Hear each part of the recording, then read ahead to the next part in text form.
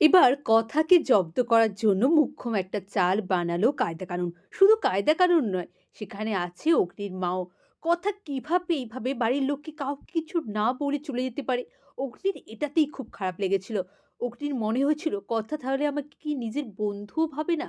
ও যদি আমাকে নিজের বন্ধু পর্যন্ত ভাবতো, তাহলে তো আমাকে একটু বলে যেতে পারত। ওইদিকে কথা, সে যে কত অভিমান বুকের মধ্যে চেপে এই বাড়িটা ছাড়লো, সেটাও অগ্নি একবারও জানার চেষ্টা করল না।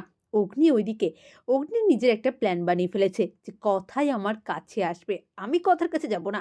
আমি এমন কিছু করব যাতে কথার চালে কথা নিজেই বেফাঁস হয়ে যায়। ও বাধ্য হবে আমাকে এসে বলতে, "পাচকবাবু, আমি আপনাকে ভালোবাসি।" আর এই প্ল্যানে অগ্নির মা এবং কায়দা কানুনের সবাই অগ্নির পাশে আছে। Divorce paper. ডিভোর্স পেপার এলো কথার কাছে। কথাকে এসে পোস্টমাস্টার বলল যে, "তোমার জন্য কলকাতা থেকে একটা চিঠি আছে।" কথা তো অবাক হয়ে গেল। তাহলে কি বাড়ির সবাই আমাকে খুব মিস করছে? সবাই চাইছে আমি কলকাতা ফিরে যাই? কিন্তু না, খামটা খুলেই সে দেখল এটা ডিভোর্স পেপার। ওইদিকে মা আনন্দিকে আসার সময় কথা বলে এসেছিল যে, এই বাড়িতে এবারে যে নতুন বউ হয়ে আসবে, সে যেন তার ভাগের সব ভালোবাসাটুকু পায়। সে লিখেও এসেছিল। আর সে নিয়ে এসেছিল সাথে করে তার আর অগ্নির একটা বিয়ের ছবি। যেটা নিয়েই তাকে হয়তো এবারে সারাটা জীবন কাটাতে হবে। কিন্তু কথা তো জানে না তার পাচক মশাই শুধু তাকেই ভালোবাসে। আর তার পাচক বাবুর মাও তাকেই চায় ছেলের বউ হিসেবে দেখতে।